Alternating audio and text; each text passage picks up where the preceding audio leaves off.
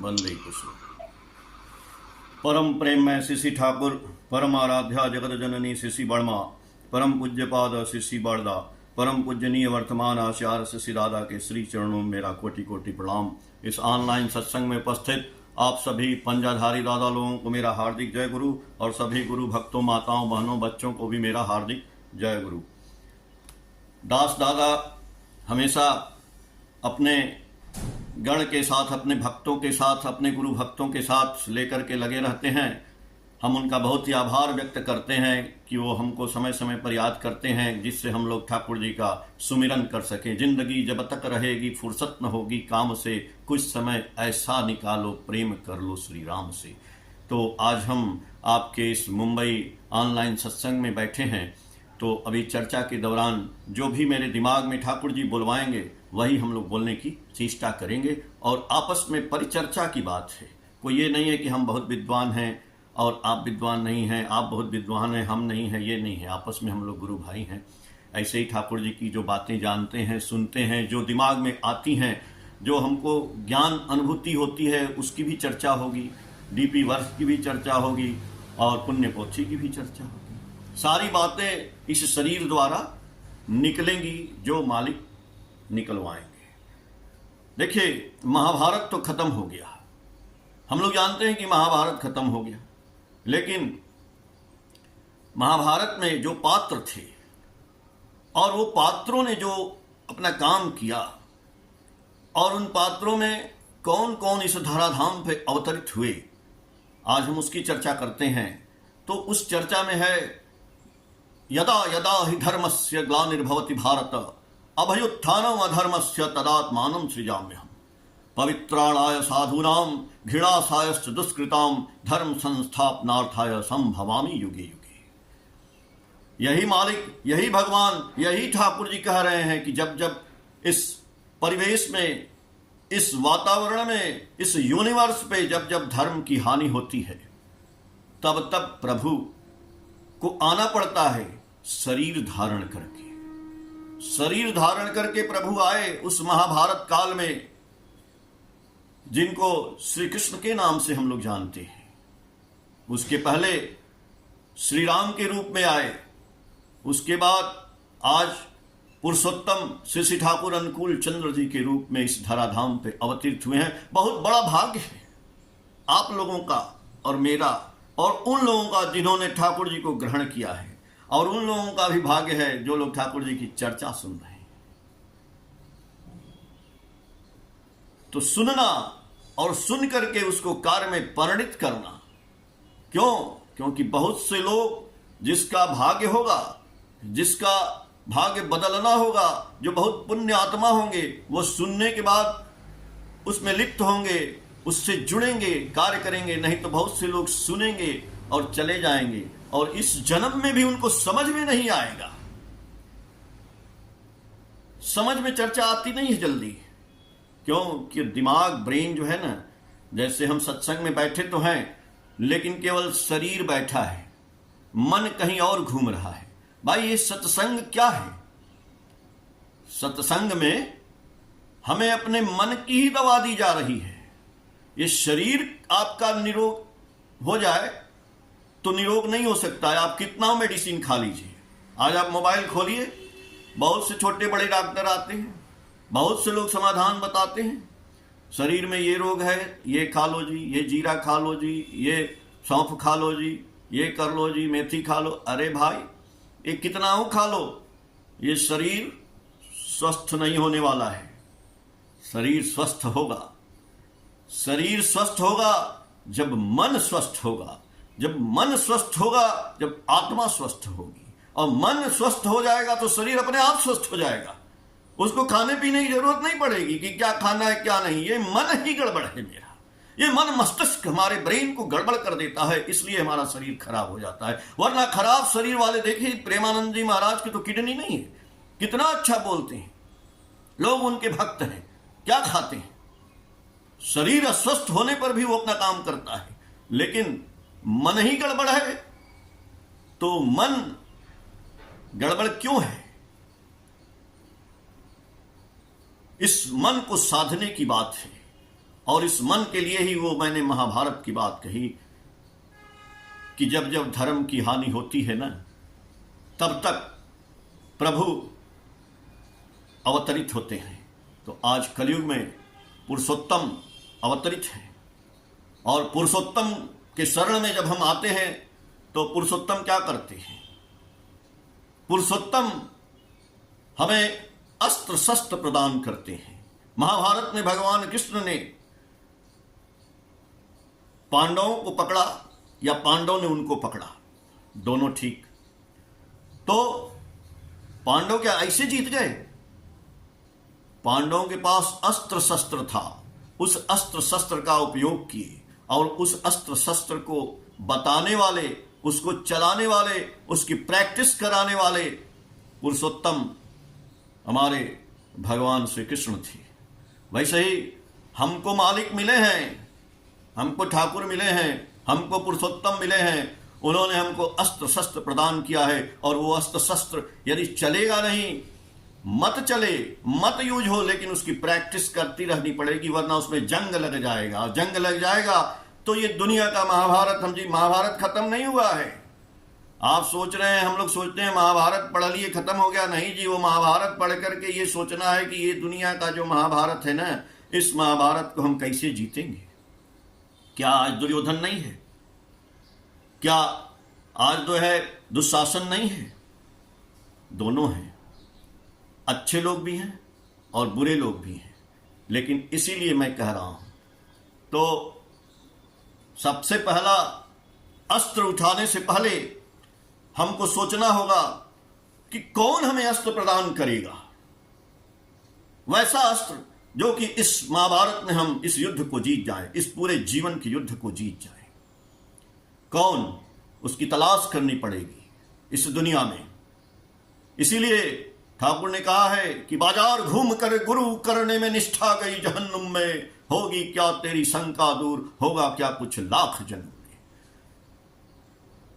बाजार में घूम करके हमने किसी को गुरु बना लिया, ठीक, ठाकुर जी बोले उससे तुम्हारा कल्याण होगा ही नहीं, उस महाभारत के युद्ध में मार दिए जाओगे। भगवान कृष्ण तो आए थे, पांडवों ने ग्रहण किया, कौरवों ने नहीं जाना कि ये पुरुषोत्तम हैं। कौरवों ने किसी अन्य साधारण गुरु से ही दीक्षा ले ली। कोई गुरु द्रोणाचार्य हैं, किसी के कोई गुरु हैं, उनसे आगे वो बढ़े ही नहीं, वहीं तक रह गए, सिमट गए। अब आप बताइए, हम लोग भी मिलते हैं, आप लोग भी मिलते होंगे बहुत लोगों से, और बहुत लोग सत्संग में आते भी हैं। अभी कल ही मेरी बात हो रही थी, एक दादा बैठे थे, उनसे गुरु भक्तों ने, भाई भक्त लोग तो बोलते रहते हैं, दादा आप आए हैं, बहुत अच्छा भजन गाए हैं, तो गुरु जी से जुड़ जाइए, ठाकुर जी से जुड़ जाइए। फिर उन्होंने हमसे मुलाकात कराई, मैंने भी बात किया उनसे, भाई किसी को जोर जबरदस्ती तो करना नहीं है। मैंने कहा, तो उन्होंने कहा कि नहीं, हम ना एक गुरु से जुड़े हैं, उनकी दीक्षा लिए हैं। मैंने कहा अच्छी बात, आप दीक्षा लिए हैं। देखिए, हर आदमी जुड़ा है, एक साधारण गुरु होते हैं, एक पुरुषोत्तम होते हैं, उनमें अंतर क्या होता है?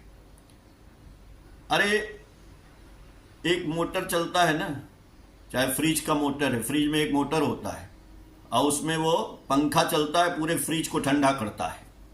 अगर वो मोटर धीरे धीरे चलने लगे तो वो ठंडा नहीं करेगा, फिर उस मोटर को चेंज करना पड़ता है, तब वो ठंडा करेगा।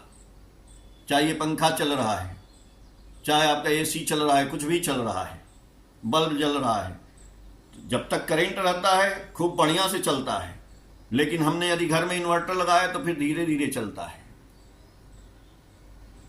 वही बात है, यदि हम डायरेक्ट जो आ रहा है 11,000 वोल्ट करंट, उससे हम यदि जुड़ जाए, कितनी लाइट आएगी, और हम 440 वोल्ट से जुड़ेंगे तो कितनी लाइट आएगी। यही बात है, हम जिससे जुड़े हैं, हमारे जो गुरु हैं, हमारे जो पुरुषोत्तम हैं, जिनसे हम लोग जुड़े हैं, उनकी लाइट खत्म नहीं होती, वो स्वयं में लाइट है, वो इलेक्ट्रिसिटी है स्वयं में। लेकिन और जो हम अन्य गुरु से जुड़ जाते हैं, तो वो वही इन्वर्टर वाले हैं। मैं किसी की बुराई नहीं करना चाहता हूं, लेकिन आप पूछिए कि उनके बैक साइड में क्या गुरु उनके नहीं हैं? पता चलेगा हाँ उन्होंने भी कहीं से दीक्षा ली रखी है। तो फिर उन्होंने अपने गुरु से क्यों नहीं आपको दीक्षा दिलाई? अपने वो गुरु बन गए। अब यहां देखिए, हम लोग एसपीआर हैं, हम लोग अपने गुरु तो बनते नहीं हैं। हम लोग आपको अपने गुरु से दीक्षा कराते हैं, क्योंकि गुरु बनने लायक हम कहां हैं भाई? पुरुषोत्तम है, असली करंट तो वहां से आ रही है, उनके करंट से हमारे अंदर करंट है, तो इसलिए उनसे डायरेक्ट जोड़ते हैं हम लोग ले जाकर के। तो आप कहेंगे कि राम के गुरु थे, कृष्ण के गुरु थे। भाई वो गुरु जो थे राम और कृष्ण के, बाद में बचपन में थे, बाद में वो जितने गुरु थे वो बाद में राम और कृष्ण के अनन्य भक्त होके उनसे दीक्षा ले लिए। उनको समझ में आया कि यही पुरुषोत्तम है, वो तो जानते ही थे। तो ठाकुर जी के भी जितने शिष्य थे, चाहे जो वो गुरु भी थे कहीं कहीं, तो वो सारे लोग अपने हजारों सतीश चंद्र गोस्वामी एक थे, आप जानते होंगे, उनके हजारों शिष्य थे। वो ठाकुर जी के पास आए और उन्होंने ठाकुर जी के शरण में अपने शिष्यों के साथ पूरी की पूरी दीक्षा ले ली। तो इस दुनिया में राम आए, कृष्ण आए, तो पुरुषोत्तम आए। इसलिए चाहे आप किसी भी गुरु से जुड़े हैं, आपको यदि चाहते हैं कि ये करंट लगातार निरंतर चलता रहे, तो आपको ठाकुर अनुकूल चंद्र जी पुरुषोत्तम से जुड़ना ही पड़ेगा, वरना बस ऐसे ही सुनेंगे और सुन करके चले जाएंगे। तो जुड़ जाएंगे तो क्या होगा? जुड़ने के बाद की परंपरा बताते हैं। जुड़ने के बाद मालिक हमको अस्त्र शस्त्र देंगे, अर्जुन बनाएंगे, भीम बनाएंगे, युधिष्ठिर बनाएंगे, और वो अस्त्र शस्त्र प्रदान कर चुके हैं ठाकुर जी, जिन्होंने दीक्षा लिया है। उस अस्त्र शस्त्र का नाम है नाम और ध्यान। नाम और ध्यान, बस यही दो अस्त्र शस्त्र है। उसके साथ जुड़ा है यजन याजन इष्टवृत्ति स्वस्थैनी सदाचार और जो भी कुछ है, लेकिन दो ही अस्त्र शस्त्र है मुख्य रूप से, नाम और ध्यान।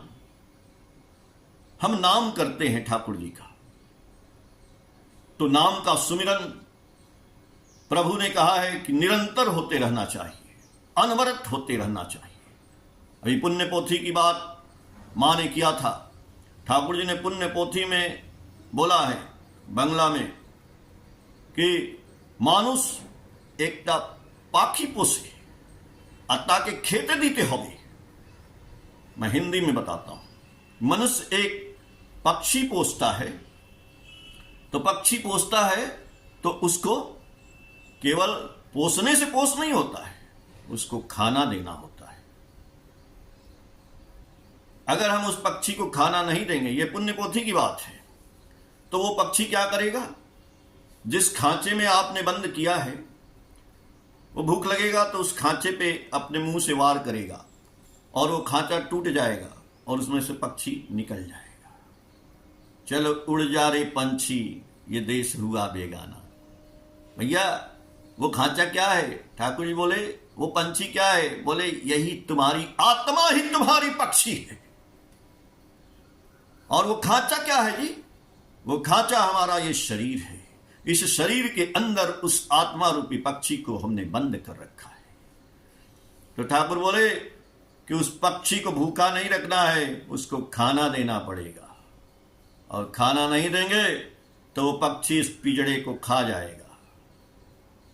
यहां दर्द होगा, यहां दर्द होगा, यहां दर्द, पूरे शरीर में दर्द होगा। क्यों? वो अपने चोंच से मारेगा इस पिंजड़े को, पिंजड़ा टूट जाएगा, पक्षी भाग जाएगा, तो फिर श्री राम नाम सत्य हो जाएगा। उस समय होगा जब पिंजड़ा में से पक्षी भाग गया, तब याद आता है कि श्री राम नाम सत्य है। आइए दुनिया वाले भी जब मुर्दा जाता है ना कंधे पे लाद करके, तब पीछे से बताते हैं कि श्री राम नाम सत्य है। अब मुर्दा तो शरीर पड़ा है, उसकी आत्मा निकल के जा रही है। अब आत्मा हंसती है कि अरे बेवकूफों, ये श्री राम नाम सत्य तुम कब समझोगे? तुम कब समझोगे श्री राम नाम सत्य है? नहीं समझता है। जिस दिन समझ जाओगे उस दिन तुमको श्री राम नाम के कला का, महिमा का, अस्त्र का, शस्त्र का, सब कुछ का ज्ञान हो जाएगा। समझ नहीं सकता। क्यों? क्योंकि जब तक वो मालिक से जुड़ेगा नहीं, जब तक करंट नहीं आएगा, मोटर चलेगी नहीं। मोटर चलेगी नहीं तो हवा पानी कुछ नहीं लगने वाला है।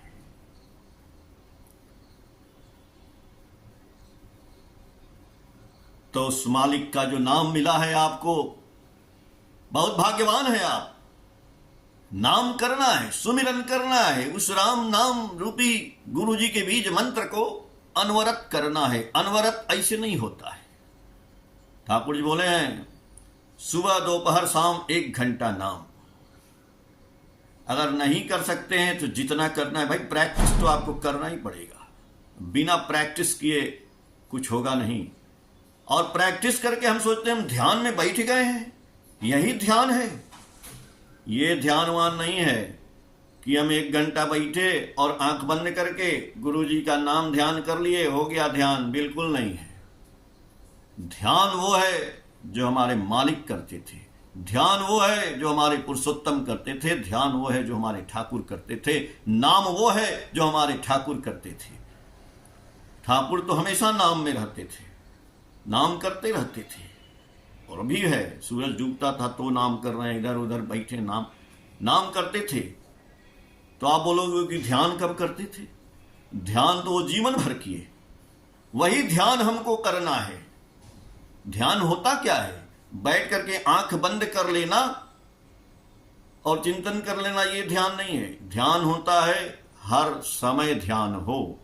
क्या इस परिवेश में जितने भी जीव जंतु हैं, चल अचल, सबकी रक्षा करना और सबको आगे बढ़ाना, ये ध्यान है। ये ध्यान पूरा जीवन भर रहेगा। ठाकुर जी ने तो यही ध्यान किया। इतना ध्यान किए कि एक कुत्ता भी तकलीफ में है तो उसको क्यों तकलीफ में है, उसका इलाज किया जाए, उसको पानी पिलाया जाए। एक पेड़ की डाल टूट गई तो ठाकुर को कष्ट हुआ, यह ध्यान है। एक चोर चोरी कर रहा है तो मजबूर है चोरी करने पे।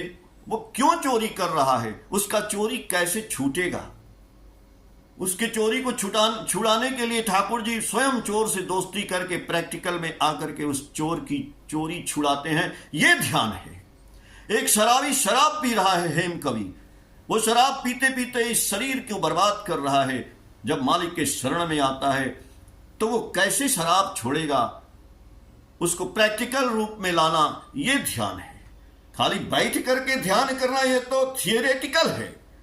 ध्यान 24 घंटा होना चाहिए कि कैसे हमारी वजह से, कैसे आपकी वजह से हमारे पूरे परिवेश में, चाहे वो दीक्षा लिया है चाहे ना लिया है, चाहे वो पक्षी है, चाहे वो जानवर है, चाहे वो पेड़ है, पौधा है, घर है, द्वार है, आदमी है, औरत है, सबका कल्याण कैसे होगा और सबके लिए मैं क्या कर सकता हूं और क्या कर रहा हूं, यह ध्यान है।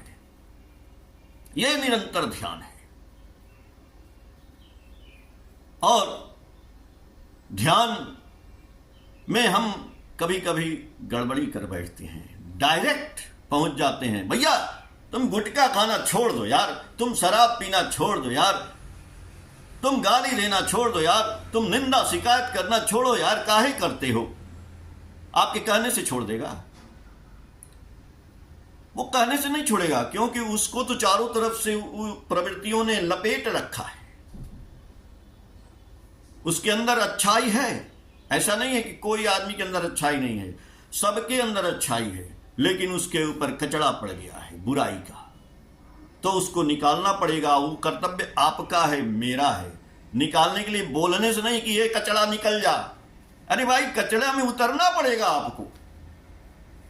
कूड़ा में उतरेंगे तब कूड़ा निकलेगा, तो वो कूड़ा कुछ मेरे ऊपर भी लगेगा गंदा, तब जाके उसका कचरा निकलेगा ना, तो अंदर से वो निकलेगा। आपको पता है ना, एक चोर था जो ठाकुर जी के समय रोज चोरी करता था घूम घूम करके। तो ठाकुर जी क्या बोले कि चोरी करना छोड़ दो। उस चोर से ठाकुर जी दोस्ती किए, और जब दोस्ती किए चारों तरफ बदनामी भी ठाकुर जी की होने लगी। बोले ना कि यदा यदा ही धर्मस्य ग्लानिर्भवति भारत अभ्युत्थानम अधर्मस्य तदात्मानं सृजाम्यहम्। भैया, जिससे उसका अस्त्र शस्त्र आपको चलाना है तो सबसे पहले प्रेम करना होगा। ये जो अस्त्र शस्त्र रखे हैं ना, ये खाली रखे रहिए, जंग लगा दीजिए, चलाइए मत, मतलब याचन मत करिए किसी का। खाली यहां सत्संग सुनिए और सुन करके घरे जाइए, सो जाइए, और फिर कल सत्संग होगा, फिर बैठ जाइए। भाई, जब आप एक बार सत्संग सुन लिए तो रोज रोज सुनने की क्या जरूरत है? रोज हम क्यों सुनते हैं? प्रैक्टिकल नहीं करते हैं। जब सुन लेंगे, जब कार्य में आ जाएंगे, हमारा ध्यान की बात आज समझ गए, तो अब घूम घूम प्रैक्टिकल करेंगे। खाली पढ़ते ही रहेंगे। पढ़ने का नाम है पाठ। या 7 बार पाठ कर कोई छूटे बंदी महासुख। पढ़ते रहिए हनुमान चालीसा, कुछ नहीं होने वाला है। पढ़ते रहिए सुंदरकांड, कुछ नहीं होने वाला है। पढ़ते रहिए दुर्गा चालीसा, कुछ नहीं होने वाला है। एक दिन पढ़ लीजिए, फिर मत पढ़िए जिंदगी भर। जिंदगी भर करिए करिए करिए। ठाकुर जी बोले हमार का अच्छे थाका ना, हमार संग थाका। ठाकुर जी 11,000 वोल्ट करंट है, सूरज हैं। हम लोग जाके 11,000 वोल्ट से डायरेक्ट करंट ले लेंगे? नहीं लेंगे। वो जाती है बिजली, फिर उसको भारत सरकार हमारे घर में उसको कन्वर्ट करके धीरे धीरे छोटे में ला के देती है, तब चलती है। इसीलिए ठाकुर जी बोले तुम मेरे सर में, मेरे पैर में आके माथा पटक दोगे तो क्या तुमको आशीर्वाद मिल जाएगा? वहीं जल जाओगे। उनके जो करेंट हैं, उनके जो वार्तावाही हैं, जो SPR हैं, जो गुरु भक्त हैं, जो पंजाधारी हैं, जो गुरु भक्त आप लोग हैं, उनसे मिलना पड़ेगा। वही करंट है, उनके छोटे छोटे करंट है, उन्हीं से मिलके काम करना पड़ेगा। डायरेक्ट उनके करंट। जैसे ठाकुर जी बोले कि हमारे का अच्छे थाका ना, हमार संग थाका। तो हमें प्रैक्टिकल में उतरना है, ये ध्यान है। तो ठाकुर जी ने उस चोर से दोस्ती किया। चोर से बोले भाई हमको ना, ये ठाकुर जी जाके बोले ही नहीं उससे, अबे ये तुम चोरी क्यों करते हो? चोरी छोड़ो, गलत बात है। ठाकुर जी ये नहीं बोले। ठाकुर जी गए, उससे मिले, उसके साथ बैठे, उसके साथ बात किए, तो बोला कि अरे मालिक, आप हमसे मिल रहे हैं, हमसे बात कर रहे हैं, ये शोभा नहीं देता है, हम चोर हैं। ठाकुर जी बोले तो हम तुमसे तुम्हारी कला सीखने आए हैं। बोले क्या? हमारे अंदर क्या कला है? बोले नहीं, तुम चोरी कैसे करते हो? हम आज, अरे बाबू आप चोरी करना सीखेंगे तो गड़बड़ बात है। नहीं नहीं, तुम हमको चोरी करना सिखाओ। अरे मालिक आते हैं तो क्या क्या हमको ज्ञान देते हैं, सोचिए। हम किसी के पास जाते हैं तो लगते हैं ज्ञान देने। अरे पहले उसकी तरह से उसके अंदर घुलना मिलना पड़ेगा, उसके साथ उठना बैठना पड़ेगा, उसके साथ गांजा पीना पड़ेगा, बीड़ी पीना पड़ेगा। मतलब ये नहीं कि आप भी पीते रहिए, एक हम बात कह रहे हैं कि उसके दर्द का हारा बनना पड़ेगा, उसकी बातों को समझना पड़ेगा। ठाकुर जी तो बोले उससे चलो चोरी करने चलते हैं। बोला मालिक अब मान नहीं रहे हैं तो आइएगा, आपको चोरी करने की कला हम सिखा देंगे। ठाकुर जी चोर के साथ जाते हैं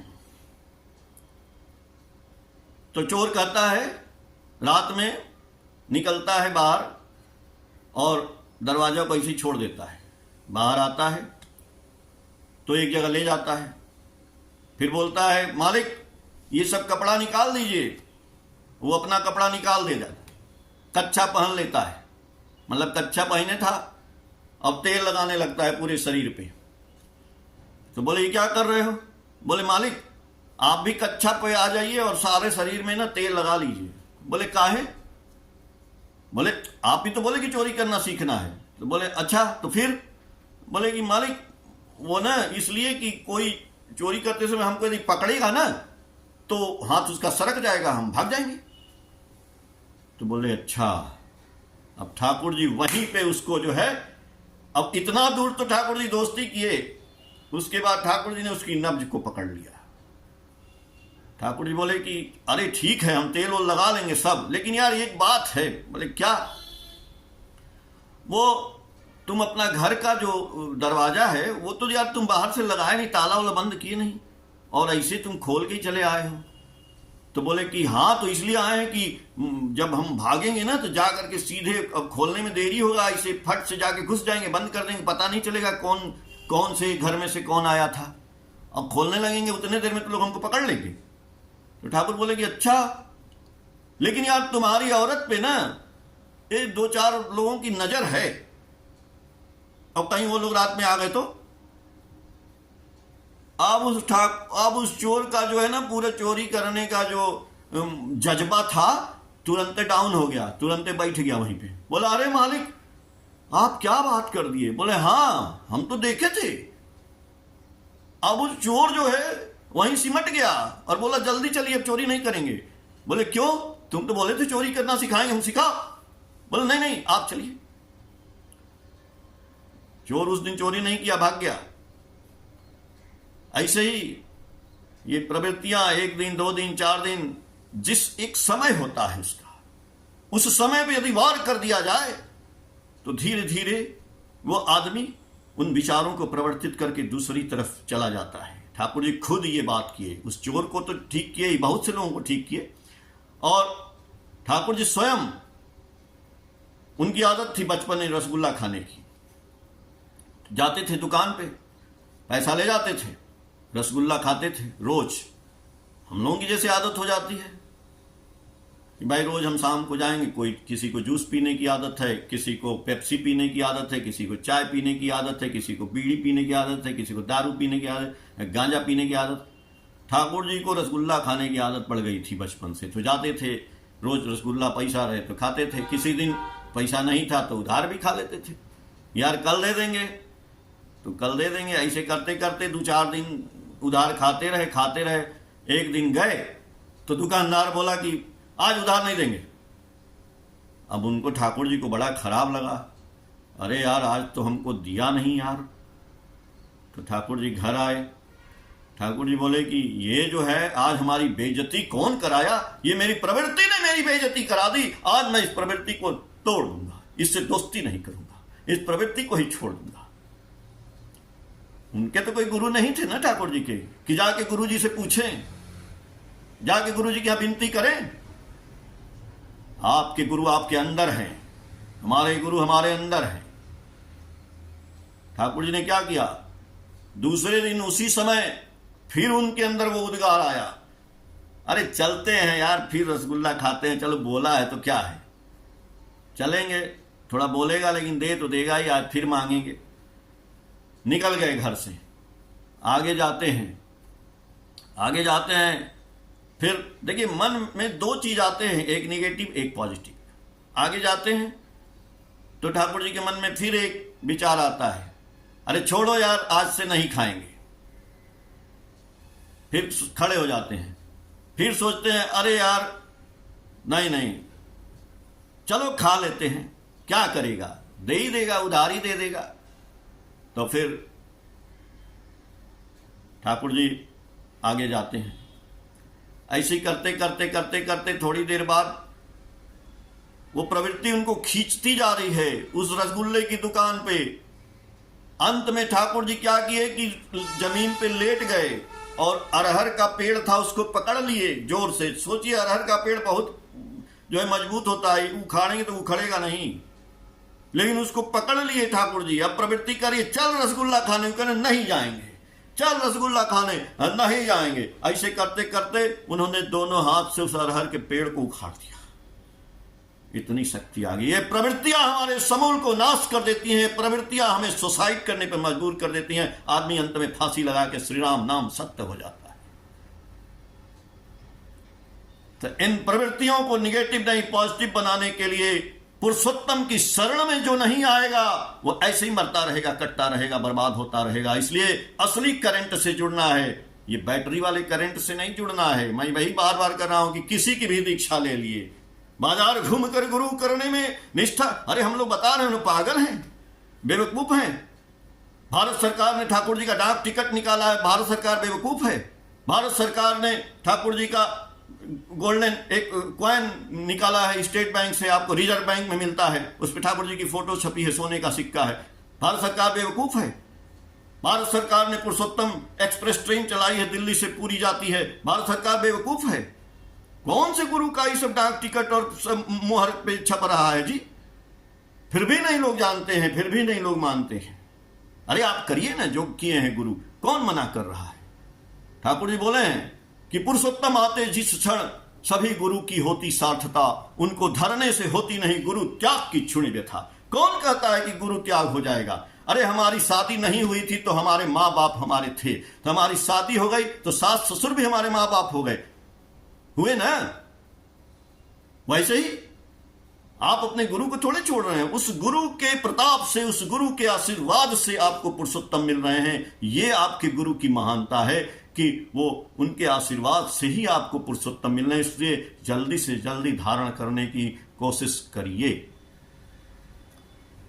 चाहे भगवान है, देखिए शंकर भगवान की आप बात करते हैं तो शंकर भगवान की वजह से, मालिक की वजह से, भोले बाबा की वजह से बहुत लोगों को ठाकुर जी मिले।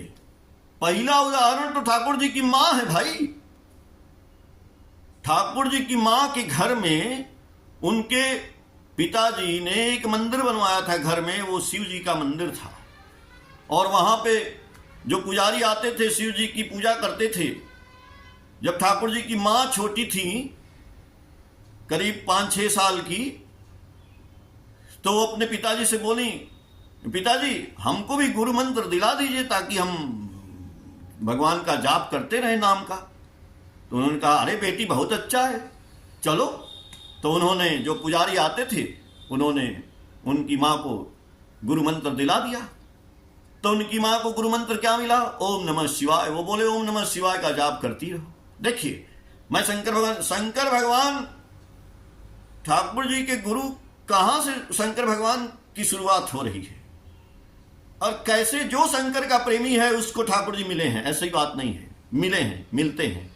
तो इसलिए यदि आप शंकर के पुजारी हैं, किसी भी भगवान के हैं, ठाकुर जी मिलते हैं तो उनकी कृपा से मिल रहे हैं, इससे तुरंत ग्रहण करिए, उनको छोड़ मत दीजिए, भाग मत जाइए। इस दुनिया में आइए, महाभारत में ठाकुर जी का अस्त्र शस्त्र लीजिए महाराज, कहां भाग के जाएंगे? निरंतर ध्यान में रहिए, सबका सेवा करते रहिए, सुमिरन करते रहिए। तो सेवा, सुमिरन और सत्संग, ये 3 चीज करते रहिए, आप ध्यान में लगे रहेंगे, नाम करते रहिए, तभी होगा ये दोनों तीनों, ऐसे नहीं होगा। तो ठाकुर जी की मां ओम नमः शिवाय का जाप करी, 1 दिन 2 दिन 4 दिन, उनको अच्छा नहीं लगा तो अपने पिताजी से बोली, पिताजी शंकर भगवान का जाप ये ओम नमः शिवाय हम नहीं करेंगे। तो बोले कि हम राधे मोहन का हमको नाम दिलाइए, राधे मोहन का हम नाम जपेंगे। तो बोले छोटी सी लड़की है, इसको भुला देते हैं। तो उन्होंने कहा कि जो मंदिर में ना, शंकर भगवान के मंदिर जैसे मंदिर रहता है, उसमें और भी छोटी छोटी मूर्तियां सब रहती हैं। तो ठाकुर की, मतलब कृष्ण की भी मूर्ति थी, कृष्ण जी को भी रखा जाता था, उसमें रात को सुलाया जाता था। जो भी मंदिर की निगरानी करते हैं वो जैसे रखते हैं। तो उन्होंने उनको भुलाने के लिए बोल दिया, राधे मोहन का मंत्र स्वयं राधे मोहन खुद देते हैं, उनको कोई आदमी नहीं देता है। तो वो बोली अच्छा, तो अब राधे मोहन कैसे मिलेंगे? अब उनके समझ में नहीं आया।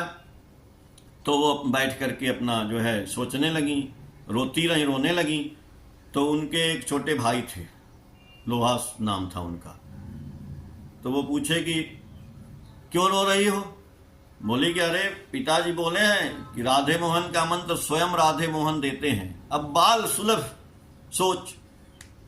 तो वो बच्चा बोलता है कि तो क्या हो गया, चलो ना राधे मोहन मंदिर में, जब रात को पुजारी जी लोग सुला देंगे ना उनको, तो हम लोग रात को उसमें घुस जाएंगे मंदिर में, उनको उठा करके राधे मोहन से तुम बोलना और तो राधे मोहन तुमको दे देंगे मंत्र।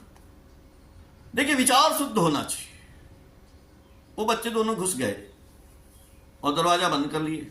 राधे मोहन को सुलाया गया था, उनको उठा के बैठा, और वो माँ जो है अपना बैठ करके विलाप कर रही हैं, राधे मोहन प्रकट होइए।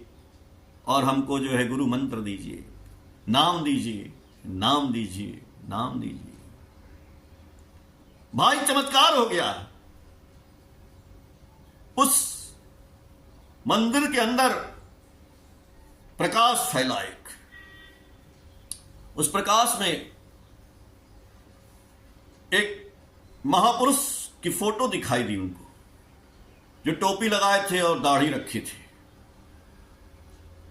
और उन्होंने बोला, जो गुरु जी का मंत्र हम लोग लिए हैं ना, यही मंत्र की ध्वनि होने लगी। और उन्होंने बोला, तुम यही नाम का जाप करो। और उन्होंने वो सुना, वो अचेत हो गई। अचेत हो गई। जब वो उठी तो देखती है न कोई प्रकाश है, न कोई लाइट है, न कुछ है। ये होता है पुरुषोत्तम का नाम, अपने आप आपको मिल जाता है भाई। कौन कहता है कि आसमां में सुराग हो नहीं सकता, एक पत्थर तो तबीयत से उछालो यारो। और कौन सा मुश्किल है, हमारे बाबा, हमारे ग्रैंडफादर थे, हमसे हमेशा बोलते रहते थे कि कौन सा मुश्किल है जो मुश्किल से आसान न हो, और आदमी कौन है जो मुश्किल से परेशान न हो। कुछ भी कर लीजिएगा, मुश्किल से परेशानी लगी रहेगी। इसलिए जिसके मालिक है, उस परेशानी में भी वो बम बम करता रहेगा, उस परेशानी में भी वो खुश रहेगा, आनंद में रहेगा और सबको आनंद देता रहेगा। वही मंत्र उनकी मां ने लिया। वही लड़की आगे चल करके अपने गर्भ से मालिक का जन्म करती है, मालिक को जन्म देती है। मालिक उन्हीं के गर्भ से आए जिनका नाम है माता मनमोहिनी देवी। और जब मां ने जिनको देखा था स्वप्न में, वो हुजूर महाराज थे। आगरा में जो टेम्पल है, उस आगरा में राधा स्वामी जो नाम का टेम्पल है, उसके वो पुजारी थे। और ऐसे वैसे पुजारी नहीं थे, आईएएस थे उस जमाने के, पोस्ट मास्टर जनरल थे और पुजारी भी थे। तो जब उनको पता चला, जिनसे उनकी शादी हुई, उनके पति, वो फोटो रखे थे उनकी, एक बार उन्होंने फोटो देख लिया। बोली, अरे यही आदमी तो हमको आकर के स्वप्न में दीक्षा दिए थे, ये आदमी को आप जानते हैं? बोले, हाँ जानते हैं। बोले, इनसे मिलाइए। तो वो तो बंगला जानते नहीं थे। मां ने हिंदी सीखा, उनको चिट्ठी लिखा और वो चिट्ठी में बुलाए कि तुम हमसे मिलो। मिली उनसे, तब उन्होंने बताया कि हम तो तुम्हारा इंतजार कर रहे थे। क्यों? क्योंकि तुम्हारे गर्भ से स्वयं ये नाम जो है ना, ये नाम वाले शरीर में आने वाले हैं। तो नाम रूप शरीर में आ गए, जिनको बोलते हैं पुरुषोत्तम शिशि ठाकुर अनुकूल चंद्र चक्रवर्ती। और आज वो शरीर रूप में नहीं है तो किस रूप में है? वही नाम रूप में फिर है। तो नाम रूप में है तो किस में है? साउंड में है, यानी साउंड का वाइब्रेशन हो रहा है। तो जितना आप साउंड करिएगा, जितना नाम करिएगा, उतना ही आप ठाकुर जी के पास रहिएगा। इसीलिए ठाकुर जी बोले कि the sound of your call must reach me because I am sound, I am the sound of wave. Thakur ji आप लोगों का मंगल करें। जय गुरु।